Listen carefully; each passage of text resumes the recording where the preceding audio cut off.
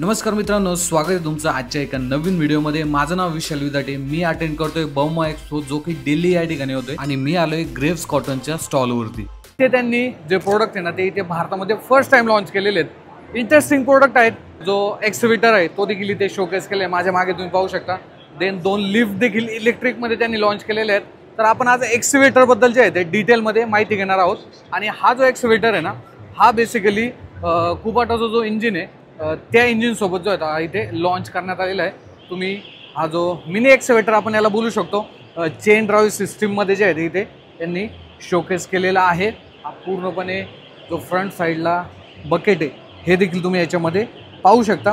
आता बकेटची जर तुम्ही साईज पाहिली ना, 0.12 क्यूबिक मीटर तुम्हाला बकेटची ओव्हरऑल जी साईज आहे ती मिळून जाते। इथे फ्रंट साईडला बकेटला जे दात आहेत, टीथ आपण ज्याला बोलतो, ते 4 इथे देण्यात आलेले आहेत। या एक्सवेटर मध्ये कुबोटाचं जे डिझेल इंजिन आहे ते यूज झालेले आहे आणि फर्स्ट टाइम ग्रेव्स कॉटनने जर पाहिलं तर भारतीय मार्केटमध्ये हा एक्सवेटर इंट्रोड्यूस केलेला आहे। फ्रंट साईडला असं काय जे डिझाईन आहे हे देण्यात आलेले आहे। आता हा पोर्शन जर पाहिला ना, हा बेसिकली ज्यावेळेस हे मशीन काम करतं ना, तर पुढे यायचं आहे, तर फ्रंट साईडचं जे पण ऑप्टिकल असेल, जे पण माती वगैरे असेल ना, तर हे पुढे ढकलण्यासाठी आणि जो इंजिनचा जो रस्ता आहे तो मोकळा करण्यासाठी हा इथे दाखवण्यात आलेला आहे। बाकी भरपूर असे जे पाईप्स आहेत हे तुम्ही याच्यामध्ये पाहू शकता।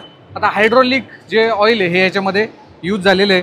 त्याची जर तुम्ही लिटरमध्ये कॅपॅसिटी पाहिली तर फ्यूल टँक तुम्हाला भेटतो 44 लिटरचा आणि हायड्रोलिक जो टँक आहे तो भेटतो तुम्हाला 40 लिटर। म्हणजे हायड्रोलिक जे ऑइल आहे ते 40 लिटर याच्यामध्ये यूज झालेलं आहे। जे क्वालिटी आहे ना, ती क्वालिटी चांगली बरं का। म्हणजे प्रत्येक ठिकाणी तुम्हाला ग्लास एरिया जर पाहिला तो देखील मोठा जो आहे तो इथे देण्यात आलेला आहे।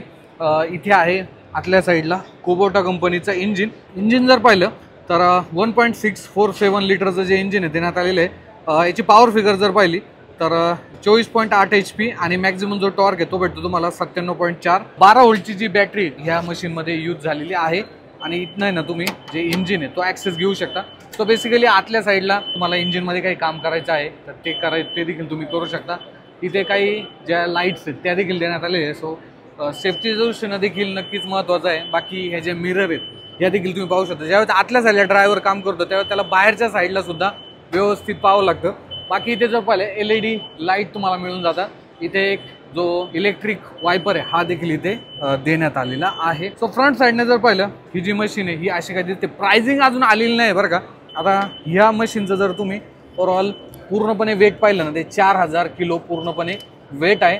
तर आतल्या साईडला जर पाहिलं, इथनं तुम्ही जे आहे ते एक स्टेपने वर जाऊ शकता। हा काय सीट एरिया आहे, इथनं तुम्ही भरपूर असे कमांड जे आहेत ते देण्यात आलेले आहेत। सो असं काय तुम्हाला इथनं ज्यावेळेस इथे ड्रायव्हर बसतो त्यावेळेस फ्रंट साईडचा जो व्ह्यू हा पाहायला भेटतो। ही जी काच आहे ना, ही तुम्ही वर देखील घेऊ शकता। याला इथे जर पाहिलं लॉक देण्यात आलेलं आहे। मिरर आहे, इथे देखील ॲडजस्टमेंट देण्यात आलेले आहेत, इथं देखील देण्यात आलेले आहेत। आणि इथनं देखील तुम्ही जो ऑपरेट हा करू शकता। इथे वायपरचे कंट्रोल आहेत, हेडलाईट, वॉशर। देन इथे जर पाहिलं पूर्णपणे AC कॅबिन आहे। सो इथं तुम्ही जर पाहिलं तर हवा येण्यासाठी जागा आहे। देन इथे सुद्धा जे कूलंट आहेत, ब्लोअर आहेत, ते देण्यात आलेले आहेत। इथे म्युझिक सिस्टीम सुद्धा आहे। सो इथनं तुम्ही काही म्युझिक वगैरे असेल ते देखील ऐकू शकता। इथे साऊंड देण्यात आलेले आहेत। ते पूर्णपणे तुम्हाला जर कव्हर करायचं असेल तर अशा पद्धतीनं तुम्ही पूर्णपणे हे क्लोज देखील करू शकता, जास्त ऊन वगैरे येत असेल तर। सो हे देखील जर पाहिलं त्याच्यामध्ये चांगलं देण्यात आलेले आहेत। हे जे ग्लास आहे ना, हे देखील ओपन होतात बरं का। सो इथे जर पाहिलं लॉक देण्यात आलेलं आहे। हे जर तुम्ही काढलं तर अशा पद्धतीनं हे जे आहे ते ओपन देखील करू शकता। इथे जर पाहिलं अँड तुमच्या पायामध्ये सुद्धा जे कंट्रोल्स आहेत ते देण्यात आलेले आहेत। इथे काही इमर्जन्सी सिच्युएशनला जर तुम्हाला प्रॉब्लेम झाला तर अशा वेळी तुम्ही हा जो हॅमर आहे हा काढून ग्लास ब्रेक देखील करू शकता। इथे देखील जो फॅन आहे हा देण्यात आलेला आहे। इथे जर पाहिलं तर ही जी लाईट आहे ही LED मध्ये असू शकते। तो असं काही कॅबिन आहे। इथे जर पाहिलं एक LED जो डिस्प्ले हा देखील देण्यात आलेला आहे। सो इथनं देखील तुम्ही काही कमांड जे आहे ते ऑपरेट करू शकता। इथे आहे वायपर मोटर। बाकी जर पाहिलं तर ऑपरेट करण्यासाठी जर पाहिलं ना, इथनं इझी आहे बरं का। जे तुम्हाला फ्रंट साईडचं व्यवस्थित पाहता येतं, मागच्या साईडचं पाहता येतं। सो अशा पद्धतीनं हा जो एक्सवेटर आहे, मिनी एक्सवेटर, हा एक्सवेटर इथे शोकेस करण्यात आलेला आहे। अजून किंमत आलेली नाहीये। जवळच्या ग्रेव्स कॉटनच्या शोरूम मध्ये जाऊन तुम्ही याबद्दल नक्कीच माहिती घेऊ शकता।